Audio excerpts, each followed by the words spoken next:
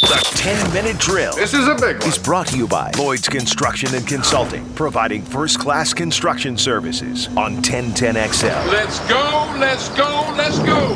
Hit it. All right, so sports concepts and rationalizations for you. We call it the 10-minute drill. Yeah.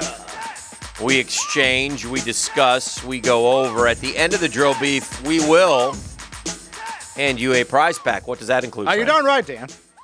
We're going to hook the Googans up at the end of the 10-minute drill. Stay tuned.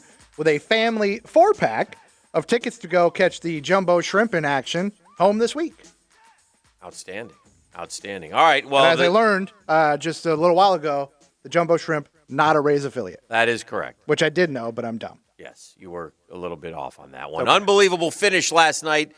Game 2 Western Conference Finals. Phoenix Suns beat the LA Clippers 104-103. 0.9 seconds left. A pass in bounds. DeAndre Ayton slam dunks it. And that's your ball game. This kid for the Suns, who I don't know, what can you tell me about? He had like 29 last night. Campaign? Yeah. Bulls legend. He was a Bull? He was a Bull.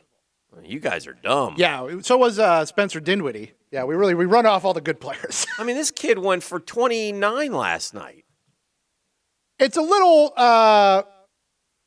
above his.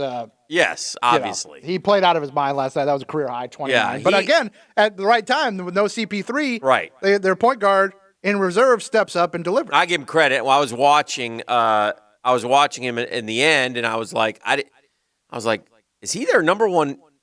I mean, I know enough about the Suns. I know it's Booker, et cetera, but I'm watching Cameron Payne, and I'm like, you're handling the ball way too much. Why is everything going? Stop.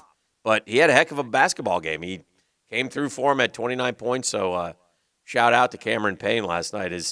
The Suns and the Clippers, the only criticism of that game is it took forever. Yeah, the final 2 minutes is a nightmare.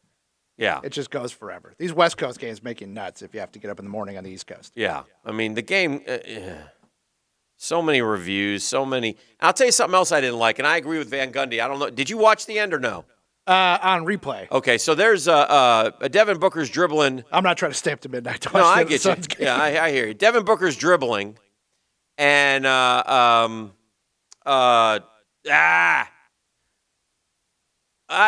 Clippers guy, defensive guy, Pat Bev. Comes around and smacks the ball out of his hand and goes out of bounds. But as he smacks the ball out, Booker's hand is on the basketball just a touch longer. So they review it and they give it to the Clippers. And I'm like, that's not the intent. If Beverly turned and reached and smacked the ball out of bounds, he's the one who knocked the ball out of bounds. It just happened to touch Booker a smidge longer. Whatever. And that's where review drives. And they review everything at the end of a game. Everything. They look, these guys, as soon as something happens, they look at the official and tell them, I mean, it's ridiculous. That part of it is really, it's not good for the game. And what it does is it gives teams extra timeouts, too, down the stretch, which I don't particularly like. Right. It sort of finagles a stoppage without using a timeout. So anyway, a great win for the Suns. They lead 2-0. But and somebody told me, by the way, on the text line, driven by Lifetime Enclosures, and reminded me that the Nuggets last year weren't they down 3-1, 3-1, 3-1? That sounds right. So, and they kept coming back. So we'll see what the Clippers are able to do. But Suns have won 9 straight this postseason. Yeah, they've been terrific. It's crazy. They've been on a roll. Yeah, they've been terrific and been good all year. And we're good in the bubble. And now they're getting Chris Paul back, most likely. I mean, they're a fun team. You know, the Suns have all these teams have never won, except the Bucks have won, and it was 50-some years ago. So long ago. So anyway, that happened last night. I didn't watch any hockey. Let's do hockey. As they say in hockey, Dan, let's do that hockey. I tell you what, man, I don't know how they're doing it, but let's habitant. As they say in hockey, let's do that hockey. No one wants it. They're one game away from eliminating who you keep telling me was the best team in hockey this year. Well, the Vegas and Colorado and Tampa were the class of the league. And, I mean, Tampa is rolling and will probably punch their ticket tonight. I feel like that 8-0 win over the Isles in the last game was sort of like the death blow for the Islanders. The Canadians started NHL playoffs against Toronto, and we're down 3-1. And since that time,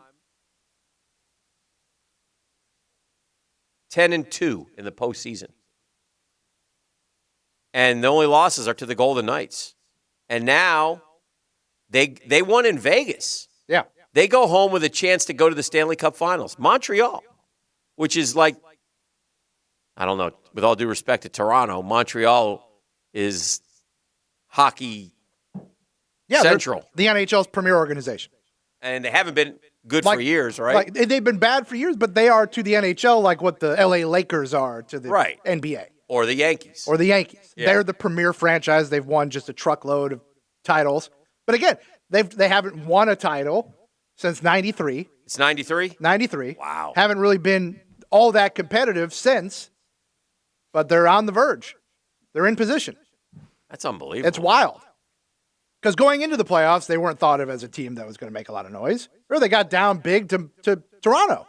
They were down 3-1. That's what I'm saying. That's what they came back on Toronto. Yeah. They beat the hell out of Winnipeg.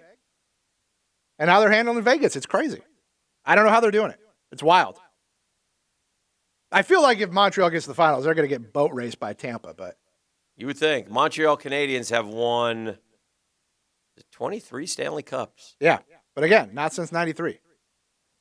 And before 93, it had been a while, too. Blackhawks have won 6. 6.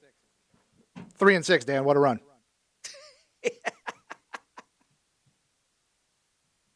Pretty impressive stuff. So anyway, that's what's going on in the world of hockey. The big story in baseball, obviously, last night was Scherzer v. Girardi. We talked about that a little bit earlier, but in case you missed it, Joe Girardi, they checked Max Scherzer. He was not happy about it. So he had an axe to grind right from the get-go, but that's protocol right now in baseball. It's stupid. It's not going to work. We'll talk to Daniel Murphy in the ITP Partners Power Hour coming up at 9 o'clock about this, but it was beyond ridiculous how it went down. And because it's okay to check him first, Scherzer was clearly annoyed, but that's too bad on Max. But then Girardi went for broke and had him check him after a strikeout in the middle of an inning. And I don't know if I don't think that should be allowed. Why do you have to check him in the middle of an inning? Why can't you wait till the inning's over? Is the spider tack going to suddenly go away? I guess if you suspect it, if they catch it, are they going to chuck him? I mean, he's still going to walk off the field. Wait till he's done and check him again then. That's wild. And then he and Girardi got into it. It was great stuff. It was great theater, and it all went down last night. So that also is going on in the world of sports as well. So you've got hockey, you've got the NBA, the Bucks and the Hawks get things going here in the Eastern Conference Finals. So that will be fun as well. NFL, all kinds of things happening right now. I know you like the Bucks, Dan, but I mean, how decisively? Do you feel like they're an overwhelming favorite? Do you feel like no? I think not like Charles Barkley who said it's a four-gamer? No, I don't think it's a four-gamer. Did you see the video of Tom Brady golfing? No. I think again. Is he great at that too? Look at it, Beef. I believe he rolls in 3 long putts in a row. And I don't know how many takes it took, but it was a promo for his charity match. Yeah. Oh, yeah. And so he rolls in a putt and goes, "That's for you, Aaron." Then he rolls in another putt and goes, "That's for you, Bryce." And then he rolls in another putt and goes, "And that's for you, Phil." All day, baby. Let's go. Something to that effect. Yeah, I feel like this probably had to have a lot of takes. Yeah, but, dude. I mean, I think they're going. I don't know. The one thing is I can't quite tell if they're going. Here's the thing, man. I've been on a lot of these putting greens where, man, you start dropping them. Yeah, I know. And then you get out there on the course and you just pee down your own leg. Yeah, I know. Yeah, I'm not buying this. But it's pretty good. I mean, if you know this about Brady, he's known for gagging under pressure, so I don't have a lot of confidence in Tom here. Yeah. I think Brady and Phil will wax those two guys. Most likely. But he just got him on a roll. You think Bryson will have another back nine like he had at the Open? I don't think so. Just melt down. Anyway, it's kind of cool video if you haven't seen it. I got one more thing, Beef, I wanted to discuss. Yes, sir. I was I went to pick up my son yesterday from somewhere and the Boy King. Yes, and so I saw a man walking and he had 2 products in his hands as he was walking down the street that made me sort of chuckle. Okay. Like, why would you have those two products? They're two products that you would get at the grocery store, and they're both edible. 2 edible grocery store products Yes. on this person that you can see. And he doesn't have Was them he in a eating either one of them? He was eating one of them, and he didn't have them in a bag. He had both in his hands, and he's walking down the street, and I go, I almost wanted to roll down the window and ask him why these two products. And I don't think they were being mixed together, and I don't know that he was coming from a store, but he had 2 edible products from a grocery store. Okay. Would you? What was he dining on? He was dining on a fruit. I think it's a fruit. Okay. Looked like some wonderful seedless grapes. Yum. Okay. So he had a big, stalk. Is that the proper term? Bunch of grapes. Oh, grapes. And he was popping those into his mouth. I do like a grape. And then in his other hand, he had a bottle of syrup. Bottle of red. Like maple syrup. Like maple syrup. Pancake syrup. Right. Yes. Like Mrs. Butterworth. Correct. Like, what are we doing? That's just odd to me. What are we doing? We had grapes and syrup. Are the grapes not sweet enough? He wasn't pouring the syrup on the grapes. Did have like a dipping cup? Not when I was watching. It didn't look like he had a dipping cup, but he was walking down the street with grapes and syrup. I just noticed that and thought oddly of it. Weird. I wanted to desperately ask him, but I chose not to because he had gotten past me before it really, my brain doesn't work as fast as some of you guys out there. And it took me a minute to process the grapes. And what is that? Oh, that's a bottle of syrup. I wonder why he would have grapes and syrup. Maybe he was just having it was an afternoon snack, planning on a delicious dinner of pancakes. A little afternoon delight. Yeah, who knows? So anyway. We'll never know. Beef, what do we have for the Googans? We have a family 4-pack, Dan, to go catch some baseball fever. They're Shrimply the best. The Jacksonville Jumbo Shrimp. They're home right now. And you're going to get a family 4-pack to go see the Shrimp in action down at 121 Financial Ballpark. Well, if you want to do that, just be caller number 2, 641-1010, 641-1010. We'll come back on the other side. I think we have Hayes Carline on deck. So we'll visit with him. He's not a car. He's not a lion. He's a car line. That's right. And more mischievous stunts as well. We'll see what's trending. And we have the Daniel Murphy Power Hour at 9 o'clock. So good stuff ahead right here on The Drill.